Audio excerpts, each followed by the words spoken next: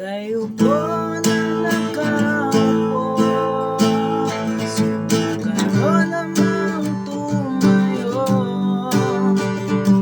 Baka matanaw, baka matanaw ninyo ay nakalagayan ko.